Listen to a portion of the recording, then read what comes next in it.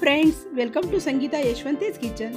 मेरे चैनल को सब्सक्राइब कीजिए और बेल बटन पे क्लिक कीजिए ताकि जब भी मैं मेरी नई रेसिपी अपलोड करूं तो सबसे पहले आप तक पहुंचे।